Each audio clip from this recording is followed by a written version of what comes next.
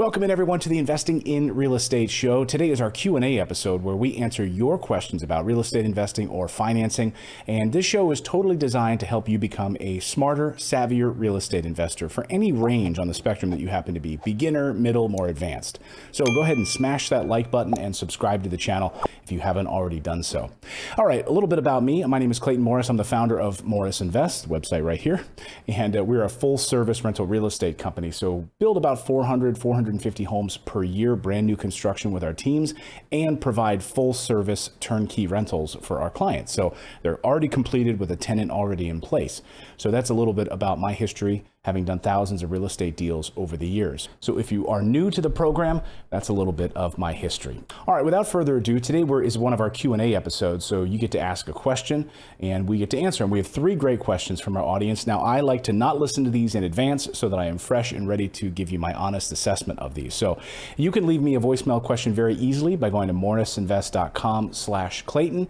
Just go to our website and right there you'll be able to leave me a voicemail. Try to keep it to about 30 seconds if you'd be so kind. All right, our first question comes from Greg. Let's listen to Greg. Hey, I have a question. So by next year of July 31st, 2021, I anticipate to accumulate a total of $50,000 in cash. And so because I'm going to accumulate that amount of money, I'm trying to decide whether or not I want to use the $50,000 to pay off my credit card debt, which just so happens to be close to $50,000, or do I want to use half of that cash that I'm going to receive and put towards the debt, or do I want to just put towards all of my $50,000 towards my real estate journey? So any type of assistance or guidance that you can provide will definitely help me. Bye-bye. All right. Thanks, Greg. That's a tough question. It's one of those things where I've always said I would never go all in on one direction. So if you have that debt, that is, of course, not good debt. There's always a difference between good debt and bad debt. And so credit card debt, where it's 18, 20, 22% is bad debt. Now, would I take all of my personal cash and put it towards that? No.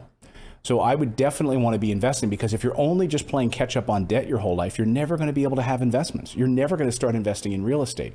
So one thing I would consider doing is on our website, we're here right on our website. If you go up to the funding tab on the top part and click on that, you'll be able to find out about some low interest funding options for you, 0% interest that you'll be able to take advantage of, where you could take that high interest credit card debt and roll it into some of these 0 interest credit card payments. And then you can keep rolling that for years while you tackle getting some money towards that primary debt on those credit cards, paying it down slowly over time, basically using other people's money. Now, that's what I used to do. I used to go after those credit cards back in the day, tackle that snowball strategy. But I used to then roll a lot of that higher interest debt over into lower interest credit cards. They usually will give you an introductory rate for a year to 18 months. So try our funding tab at morrisinvest.com. That might be an option for you. The second thing I would do is, yes, definitely take that money that you have, take half of it or so and put it towards a down payment on a rental property and start to build some income, start to build some cash flow and increase your net worth, because you're not getting any younger and that credit card debt is just going to sit there and sit there and sit there. And if you spend all of your cash on that credit card debt, you're sitting at 0 again. And how long until you're then able to accrue that money for a down payment on a rental property? So this is the strategy that I've done. I'm not a financial advisor and I'm not an attorney, but this is exactly how I did it, which was take half of my money towards debt, pay that down using these different strategies that I just told you about, but also started to invest in real estate to create and improve my net worth position and start to create some cash flow in my life. Then I'm getting the tax benefits of that. I'm opening a business, so I'm getting that aspect of it on my taxes.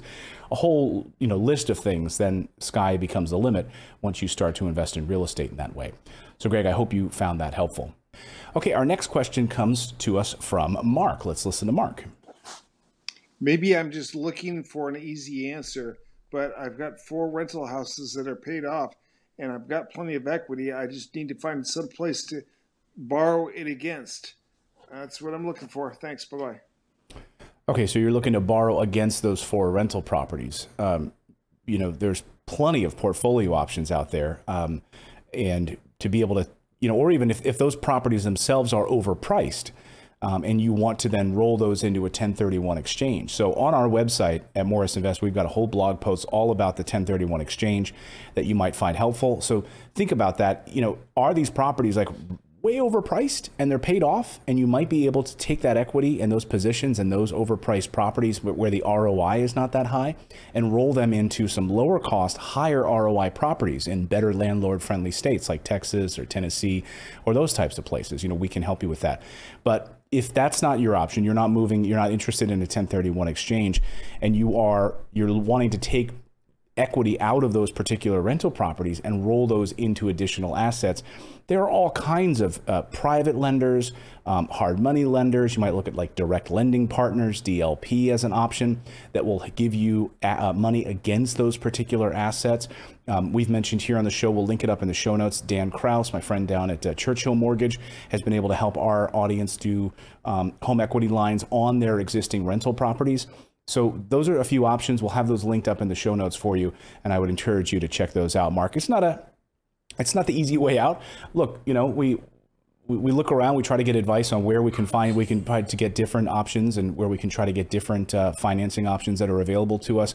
And you need to reach out to people to get that assistance. So I hope you find that helpful, Mark. Again, DLP, friend Dan Kraus at Churchill Mortgage, does a number of states across the country, and it's been great to help a lot of our clients do that as well. So check those out. All right, William has a question here. Let's listen. Morning, Clayton Morris. This is Will Moraga. I'm out here in Denton, Texas. Been a big follower. You and Natalie finally took action. So we do have a property currently bringing in $1,200 a month, but I'm paying almost $4,000 plus on property taxes, and so I'm just trying to figure out. You're a big fan of Texas, but how do we mitigate as far as his property taxes? Because I'm doing the math and it's killing me. So I just wanted to visit with you and see what your thoughts are. I don't know, maybe Lubbock, Texas is a little bit different as far as property taxes, but here in Denton, not that good. And I know I've checked out some folks out in Dallas, DFW area. So let me know what your thoughts are, how we can mitigate these property taxes. Thank you, sir. Appreciate you. Thank you, William. Best of luck. Thank you. Appreciate the question, William. I appreciate it. So he was talking about Lubbock, Texas, because that's where we build a lot of our new construction properties for our clients. Like the pictures, if you're watching the video version, these are some of our new construction duplexes right here, before and after, just as an example.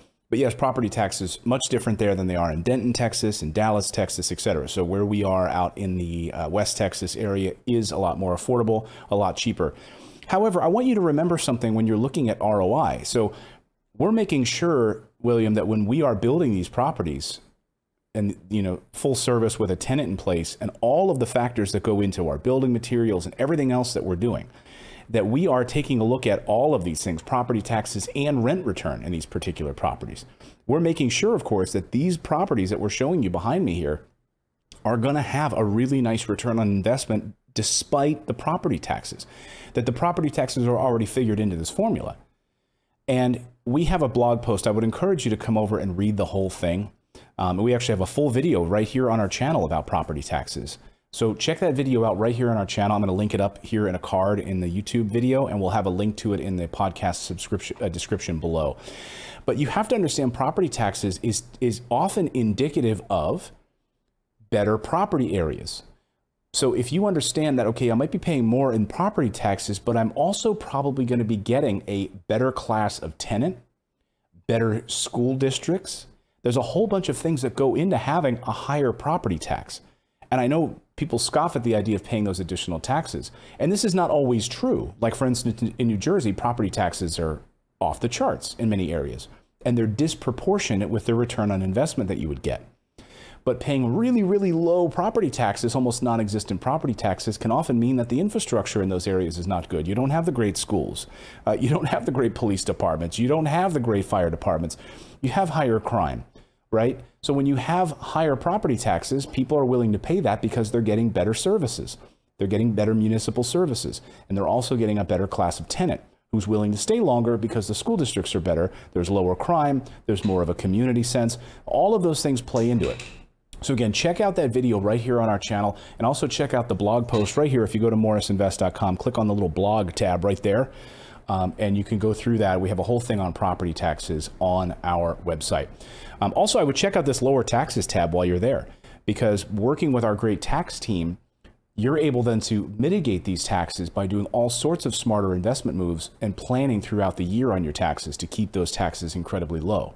So there's a bunch of things you can do. I hope I've helped you in some way to move you in the right direction on that, William. Thank you for your great question down there in Texas. I appreciate it. If you would like to send us a question, you can do so just by going to morrisinvest.com/Clayton. Leave us a 30-second voicemail question, anything that's on your mind in the real estate world, financing, etc., and we will help you get started or point you in the right direction. My thanks to all of you. If you are ready to take the plunge and start to invest in real estate, come on over and book a call with our team. 30 minutes, jump on the phone with us. It's totally free, and we will get you started in the real estate world. Thank you guys so much. Now go out there, take action, become a real estate investor. I believe it's the #1 way to build wealth. We'll see you next time.